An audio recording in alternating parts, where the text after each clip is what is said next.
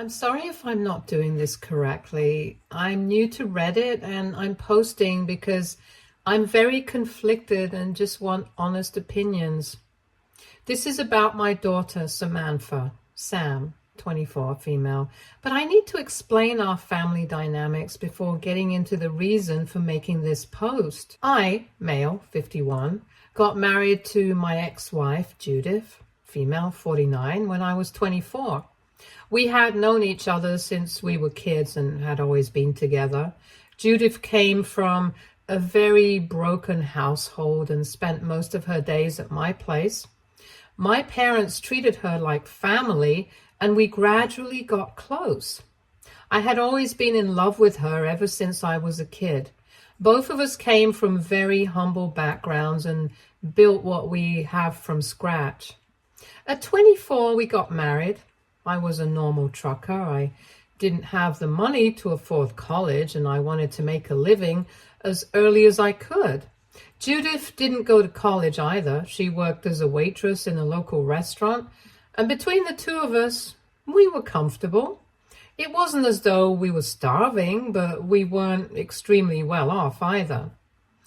Then Judith got pregnant. She decided to quit her job and focus on raising the baby.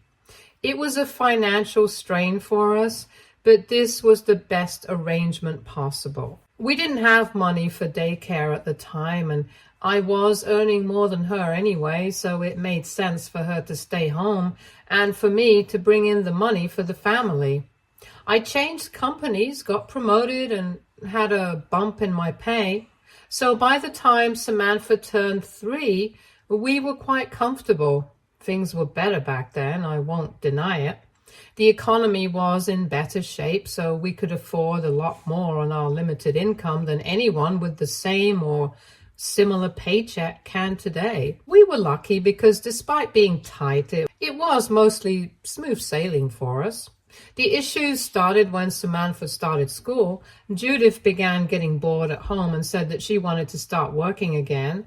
We had a long discussion and finally agreed that I would cut back on some hours and help around the house more, and she would get a job. This suited me because I had been working myself to death for all those years that Judith was at home. I worked 14 hours a day, 6 days a week, so the minute I came home, I was beat. I was very happy with the change because it gave me time with my daughter, and the new arrangement worked beautifully at first. I came home at a reasonable time and could spend time with Sam. I helped her with homework, and it felt like I was finally bonding with my daughter after all these years. Judith seemed happy with the change too. She was a little aloof at home, but I understood that. Her life had been within the 4 walls of the house for years and years, and this was her time to go out and catch a breather. I was more than happy to pick up the slack so that she could have time to herself. Little did I know that the entire time I was busy bonding with my daughter, Judith was busy looking for a way out of this situation. When she got a job after all those years, it wasn't at her former workplace. It was at a nice cafe that was frequented by affluent people. I think being around that kind of crowd made her look down upon me and our living situation. Mind you, we weren't poor, but we also weren't loaded or bathing in luxury. She started pressing me to work more hours and make more money. But I didn't want to because I didn't see the need. I would much rather spend time with my daughter and wife than slave away for a few extra dollars that we could very honestly do without. I don't know why or when it happened, but Judith gradually started resenting me and Sam. It all came to a huge blow a few months later when Sam was 7. Judith came home late, drunk as hell. She had developed an alcohol problem, and no amount of support or counseling could help her out of it. She came home, and by then I had lost my patience with her, and for a long while it had started feeling like I was a single parent. Judith used to come home late, and I was the one who had to do almost all the chores. I helped Sam with her schoolwork, made her braids, got her ready for school, There were days when Sam didn't even miss her mother. She had become so used to her absence. So that night was the final straw for me. I told Judith that she needed to get her act straight and be a mother to our daughter. Because I was exhausted from playing both dad and mom to her. That's when she dropped the bomb. She told me that she wanted a divorce and that she was having an affair with someone. The next few days were a blur. I won't bore you with the details. She met someone at the cafe. They hit it off and they've been having an affair for the past year. The guy, Stephen, now male, 60, was loaded, and she left Sam and me for him. It hurt like hell. But at least I knew my daughter was safe, and that was all that mattered. She did not fight me for custody. She didn't even want Samantha. I just told her she was allowed to do whatever the hell she wanted, but I didn't want her influencing Sam. That worked perfectly for her because her new boyfriend wasn't good with kids anyway. It was as though she had flipped and become someone else altogether. She was not the woman I married, and she was not the mother of my daughter. And since then, it has been only Samantha and me. Judith breezes in and breezes out as and when she wishes, with expensive gifts for Sam to compensate for what she could never do emotionally and physically. But the entire job of raising our daughter fell on me, and I tried to do it as well as I could. It was tough, but I would do it all over again in a heartbeat. Now, onto the main issue. Sam has been in my care since her mother left.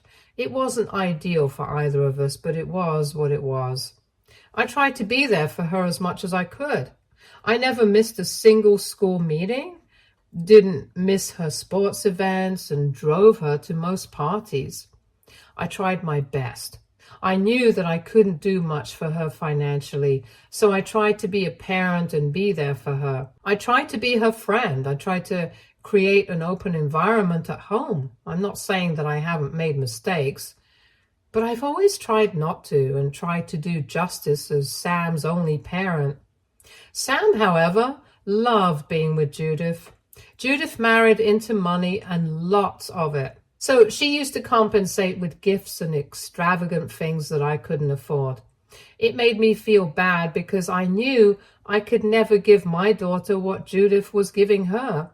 But at the end of the day, Sam was happy, and that's what mattered the most to me. However, I didn't realize that somehow all this was influencing Sam poorly. She preferred her mother over me because she valued the material things that she got as gifts more than the everyday life that she and I shared together. Initially, I let it go because she was a kid, and any kid would love her shiny new toys more than everyday things. What I didn't realize, however, was that this was becoming a part of her personality and that this would carry on into adulthood. When she turned 18, she told me that she wanted to be a hairdresser. So I enrolled her in a cosmetology course. She worked really hard, and I was very proud of her. She got her degree and started working very soon. Ever since then, she would try and avoid meeting me. I didn't think it was avoidance at first. I just believed her when she said that she was busy, and I respected that. She was starting out her job, and the first few months can be rough, so I cut her some slack. I missed her. I missed just the two of us hanging out together, but I didn't express it to her because I didn't want her to feel guilty. She was her own person, and she had every right to live a good life. What else had I worked so hard for? But gradually it began to dawn on me that she was deliberately creating distance between us. I tried to reach out a couple of times and even asked her if I had done something wrong, but she never disclosed anything to me. We weren't estranged, but we also weren't very close. I guess that's part of growing up. You drift away from your parents. It just hurt me a lot because she was all I had. I never dated after my divorce from Judith. I was too busy taking care of Sam and working that I never found the time to date. And I also didn't want to create a complex family dynamic and didn't want her to have any resentment or complaints towards me. She was my only priority, and I was happy with the way my life was. My duty to my daughter was much more important to me than the loneliness I felt. However, when she started growing distant, I just felt as though I had been left behind, and that everyone had started new lives, but I was still there. All this while I didn't know that she was back in touch with her mother and had begun preferring her over me.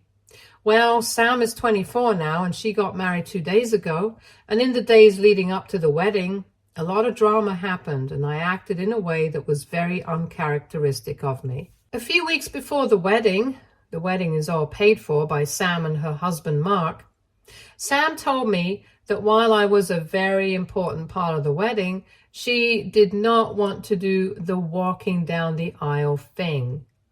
That hurt me a lot, because I had been looking forward to this moment all my life. I tried not to react poorly and just asked her why she wanted to remove this from her wedding, and she told me she felt this was a very patriarchal tradition and she did not believe in it. I told her that I respected her wishes and that I would be there for her in whatever capacity she wanted me to be. 2 days later, to my absolute horror, I found out that there was in fact going to be a walking down the aisle thing, but not with me. Her mother's boyfriend, the guy she cheated on me with, was going to be walking her down the aisle. I wasn't supposed to find out. It was an accidental slip-up by Mark, but the damage was done. I asked Samantha if that was true, but she denied it. I kept pestering her, and she finally admitted that yes, she had asked Steve to walk her down the aisle because he wasn't a middle-class piece of junk like me. I don't think I have ever felt as bad as I did in that moment. Even my wife's infidelity didn't hurt me as much. Mark tried to take the blame on himself because even he realized that she had said a lot. He took me aside and told me that his family was a bunch of prudes, and it was only to assimilate with them that Sam had asked Stephen to walk her down the aisle. But I was done. I thanked Mark for taking her side, but I also told him that I would not be attending the wedding at all. He said that would hurt Sam a lot because she loves me, but I said that I could not stand to be disrespected by her any longer. I think Mark understood where I was coming from and didn't ask me to budge or change my mind. I think I downed an entire bottle of whiskey that night. I was miserable, and I don't remember much of what happened. I blocked Samantha everywhere and told her that there was no relationship between me and her from now on. I don't know if she responded to that. I don't even have the heart to unblock and check because I feel she doesn't love me at all, and it doesn't matter to her that I'm not a part of her life. That was the last I spoke to her. Samantha got married yesterday. I didn't attend, obviously, but I got a call from her early in the morning and she was hysterical. She called from her friend's phone, which is how I could talk to her. She was sobbing continuously on the call, and it took me a long time to even understand what she was saying. She just kept saying that her mom had screwed up and she needed me there to salvage the situation.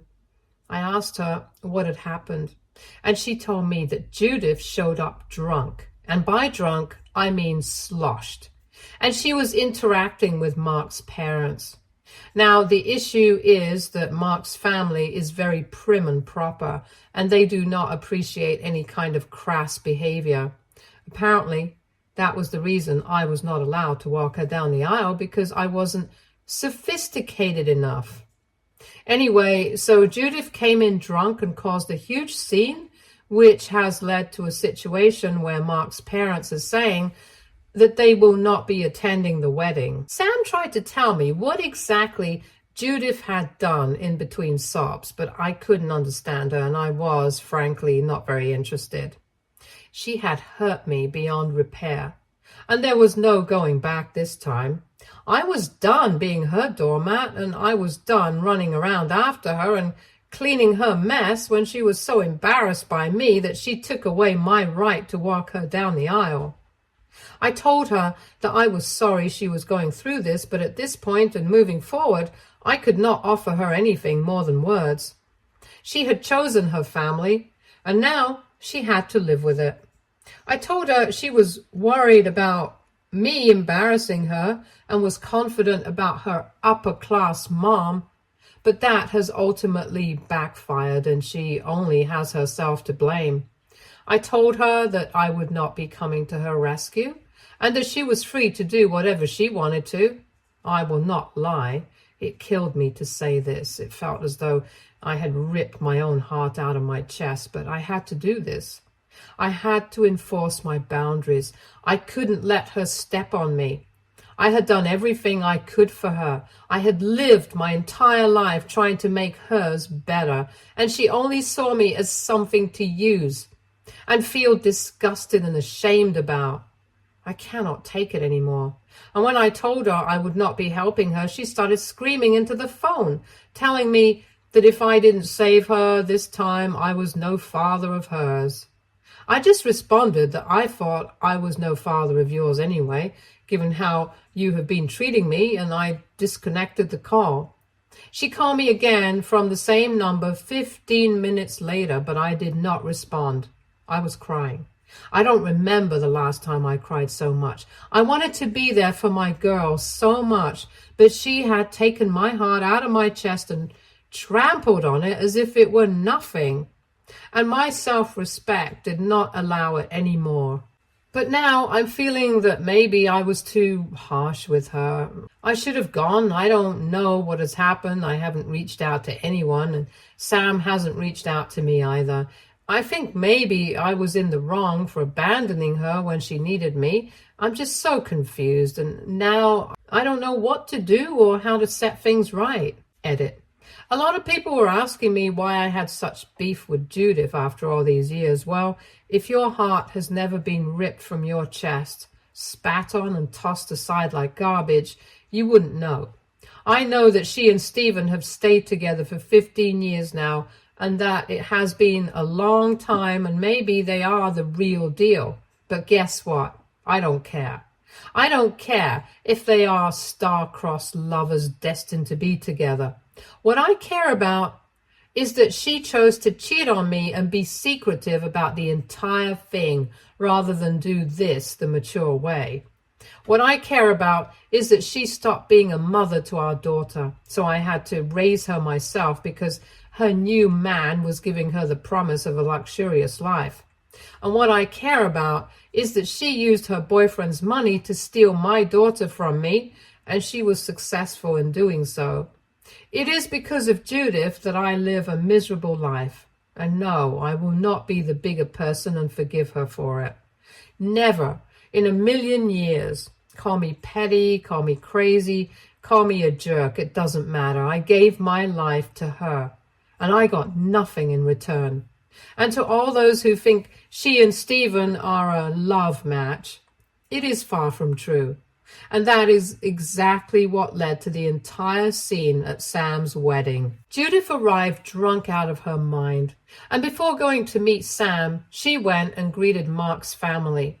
Samantha did not know she had arrived and only learned about the situation when the damage had already been done. In a drunken state, Judith started flirting with Mark's dad in front of Stephen and Mark's mom.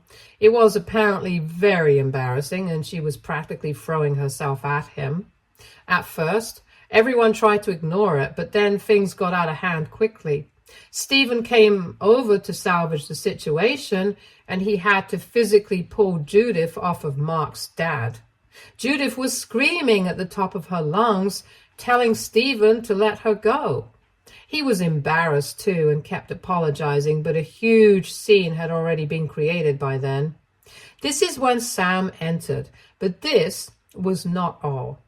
Stephen and Judith then started fighting, as in Judith started the fight.